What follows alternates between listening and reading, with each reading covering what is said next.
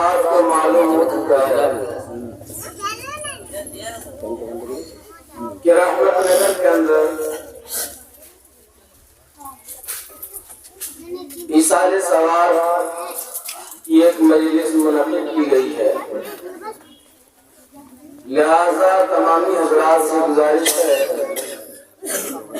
کہ آپ حضرات جو باہر میں ادھر ادھر بیٹھے ہوئے ہیں، میری آواز کو سن رہے ہیں، وہ جلسہ کے اندر تشریف لا کر علماء کرام کی وعظ و نصیحت سے اپنے آپ کو مالا مال فرمائے۔ چونکہ وقت کی تنگی ہے، زیادہ وقت نہیں ہے، اس لیے وقت کے تقاضے کو مضبوط رکھتے ہوئے پروگرام کا آغاز کر دینا مناسب سمجھتا ہوں۔ یہ ہمارے اکابرین کا اور اسلاف کا ہمیشہ طریقہ رہا ہے کہ جب بھی کوئی علمی مجلس قائم کی جاتی ہے تو اس کا آغاز، اس کی شروعات جو ہے تلاوت کلام اللہ شریف سے کی جاتی ہے۔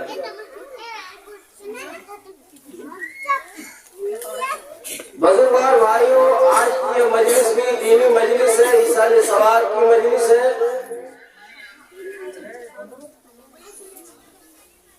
حالانکہ بارہا کہا جاتا ہے کہ اگر کوئی انسان یہ سمجھ لیتا ہے کہ مرنے کے بعد ہماری یہی مجلس جو ہے کام آ جائے گی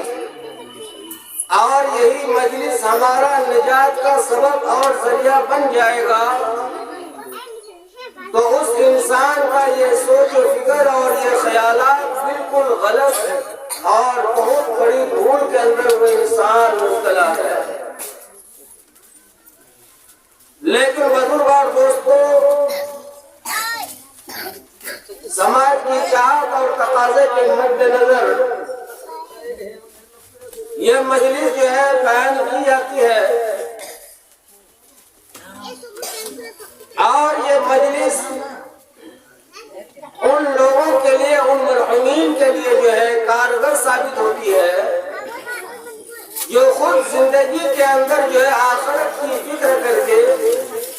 اللہ کی رضامندی اور خوشنودی حاصل کر کے دنیا سے چلا گیا۔ ورنہ اگر کوئی آدمی اپنی زندگی کے اندر دین کو اپنی زندگی کے اندر شامل اور داخل نہیں کیا، اللہ کے حکم کے مطابق زندگی نہیں گزارا، نماز کا اہتمام نہیں کیا، گھر کے فضا اور ماحول کو اگر صحیح نہیں کیا، تو یہ مجلس کیا، اس سے بڑی سے بڑی مجلس بھی اگر قائم کر دی جائے تو اس مرحوم کے حق میں جو ہے کوئی خاص فائدہ پہنچنے والا نہیں ہے۔ بہرحال ایصال ثواب کے لیے مرحوم ابا جان الحاج جان محمد صاحب کی روح کو ثواب ایصال کرنے کے لیے علماء کرام کی یہ مجلس منعقد کی گئی ہے۔ تو آئیے اب میں برادران محترم، ابھی آپ کلام الہی سماعت کر رہے تھے، لیکن کیونکہ نہ اس کے متن سے ہم لوگ واقف ہیں اور نہ ہی اس کے معانی اور مطالب سے واقف ہیں، بس سن رہے ہیں۔ خیر، سننے کا بھی اجر و ثواب اللہ نے رکھا ہے کہ کلام الہی اگر کوئی پڑھنے نہیں جانتا ہے، کوئی اس کی معانی اور مطالب کو نہیں سمجھتا ہے، صرف وہ پاس میں بیٹھ کر پڑھنے والوں کی تلاوت سنتا ہے، اس پر بھی اللہ تبارک و تعالیٰ نے اجر و ثواب کا وعدہ فرمایا ہے۔ بزرگوار دوستو، ابھی آپ سن رہے تھے کہ ان للمتقین مفازا، بے شک متقیوں کے لیے جو ہے کامیابی والی زندگی۔ متقی کسے کہتے ہیں؟ کہ جس کے دل کے اندر خدا کا خوف پیدا ہو جائے، بس یہ ایک ہی چیز آپ کو اپنے اندر پیدا کرنے کی ضرورت ہے آٹومیٹک نماز بھی ادا ہو جائے گی، حرام سے بھی بچ جائیں گے، تمام لغویات سے آپ کی خود بخود حفاظت ہو جائے گی اگر صرف اور صرف خدا کا خوف اور ڈر ہمارے دل کے اندر پیدا ہو گیا، اور اسی کا نام ہے تقویٰ۔ لیکن آج یہ چیز ہمارے اندر نہیں ہے، خدا کا خوف نہیں ہے، اللہ کا ڈر نہیں ہے، تو سر سے لے کر پیر تک غیروں کا طریقہ ہم اپنائے ہوئے، بال بھی ہمارا غیروں کے طریقے پر، لباس بھی ہمارا غیروں کی طرح،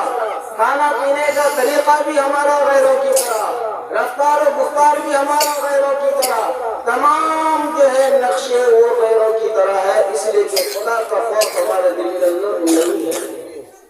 بہرحال یہ قرآن الہی ابھی آپ سماعت فرما رہے ہیں۔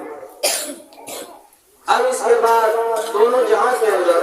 یعنی دنیا اور آخرت میں اگر کسی ہستی کسی ذات کا مقام و مرتبہ ہے تو ہمارے پیارے آقا صلی اللہ تعالی علیہ وسلم کی ذات گرامی، تمام نبیوں کا سردار آپ صلی اللہ علیہ وسلم کو اللہ تبارک و تعالیٰ نے بنایا، بلکہ پوری کائنات کا وجود کا منشا اور مقصد آپ کی جو ہے اولاد مبارک ہے۔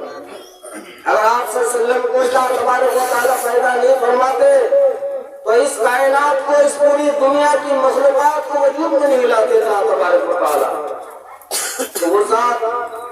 جو تمام نبیوں کا سردار ہے، پیارے آقا صلی اللہ علیہ وسلم کی ذات گرامی ہے، انہیں کی حمد و ثنا اور مدح سرائی کے لیے آباد ہو کر ابھی ہم لوگ جو ہے پیارے آقا صلی اللہ علیہ وسلم کی معجزات، اور ابھی جیسے کہ میں نے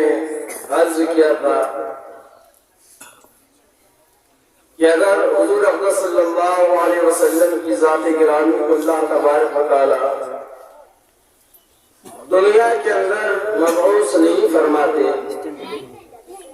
تو اس کائنات کو وجود میں نہیں لاتے۔ ہم سب اس نبی کے امتی ہیں، یہ اللہ کا بہت بڑا کرم ہے، مگر افسوس کہ اس نبی کی بات کو ہم لوگ سنتے ہیں، مانتے ہیں،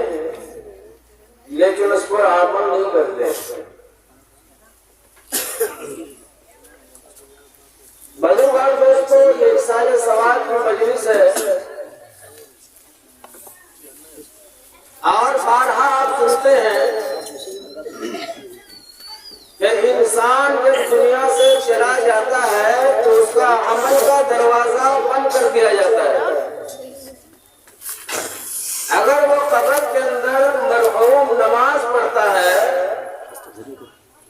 تو اس پر ثواب مرتب نہیں ہوگا، اگر قبر میں کوئی روزے رکھتا ہے تو اس پر نیکی نہیں ملے گی، اگر کوئی وہ تسبیحات پڑھ رہا ہے تو اس پر ثواب نہیں ملے گا۔ دارالعمل دنیا ہے، دنیا میں آپ جو کچھ نیک عمل کریں گے اس کا ثواب نامہ اعمال میں لکھا جاتا ہے۔ تو بارہا آپ سنتے ہیں، اور ابھی پیشرو مقرر جو چیئر پر جلوہ افروز ہے، ابھی آپ کے سامنے مصرع معاشرہ پر سیر بحث تقریر فرمائیں گے۔ ہم سب کی ذمہ داری ہے کہ ہم ان سب باتوں کو سن کر، مان کر اس کو زندگی میں لانے کی کوشش کریں اور ارادہ بنائیں۔ تو ہم لوگ بارہا سنتے ہیں کہ انسان جب مر جاتا ہے تو اس کا عمل کا دروازہ بند ہو جاتا ہے، مگر 3 اعمال ایسے ہیں کہ اگر وہ مرحوم اپنی زندگی کے اندر، اپنی دنیا میں رہتے ہوئے اگر وہ اپنی زندگی کے اندر اگر اتر کر چلا گیا تو مرنے کے بعد بھی اس کا ثواب ملتا ہے۔ وہ 3 چیزیں کیا ہیں جس پر ہم اور آپ توجہ اور دھیان نہیں دیتے ہیں؟ پہلی چیز یہ ہے کہ وہ جو ہے صدقہ جاریہ کر کے دنیا سے چلا گیا، دوسری چیز نیک اولاد چھوڑ کر چلا گیا، اور تیسری چیز یہ ہے کہ ایسا علم وہ چھوڑ کر گیا ہے جس سے دوسرے لوگوں کو نفع پہنچ رہا ہے یا پہنچتا ہو۔ تو یہ 3 اعمال ہے جس کی طرف ہم اور آپ توجہ نہیں دیتے۔ صدقہ جاریہ کیا کریں گے؟ اس کا الٹا عمل کرتے ہیں، ایسا کام کرتے جاتے ہیں کہ زندگی بھر قبر پر جو ہے گناہوں کی بارش ہوتی رہتی ہے۔ صدقہ جاریہ نہیں کرتے، اس کا الٹا کام کرتے، کسی کی زمین دبا لو، کسی کی زمین مار لو، اور کسی کو کا راستہ بند کر دو، کسی کا نالا روک دو، وغیرہ وغیرہ۔ یعنی صدقہ جاریہ پر جو اللہ ثواب دیتے ہیں اس کا الٹا عمل ہم لوگ دنیا میں کرتے ہیں۔ تو صدقہ جاریہ کا مخالف یہ اعمال ہم کرتے ہیں۔ اور فرمایا کہ نیک اولاد جو مرحوم چھوڑ کر جاتا ہے تو اس کا ثواب جو ہے آٹومیٹک اس کے قبر تک زندگی بھر جو ہے جب تک اس کی اولاد زندہ رہے پہنچتا ہے۔ تو نیک اولاد بنانے سے تو پیسہ آئے گا نہیں، یہی وجہ ہے کہ اس کی نحوست اور سزا جو ہے دنیا ہی سے ملنی شروع ہو جاتی ہے۔ اور ایسا گارجن، ایسا باپ جو ہے وہ محبت اور پیار کے جوش میں زندگی بھر اس کی غلط تربیت کرتے ہیں، اور جو ہے دنیا ہی میں اس کا وبال جان و اولاد بن جاتی ہے۔ پھر وہ مولوی کے پاس جاتا ہے کہ اولاد بات نہیں مانتا ہے، تعویذ دے دیجیے، وغیرہ وغیرہ مشکلات سامنے آتا ہے۔ تو دینی تعلیم کی طرف سے جو ہے توجہ جو ہے بالکل ہٹ گئی ہے، اور آج کل جو ہے لوگ دینی تعلیمات کی طرف سے اتنا بے رغبت ہو چکے ہیں کہ اپنی اولاد کو دینی تعلیم دینا ہی نہیں چاہتے ہیں، عالم حافظ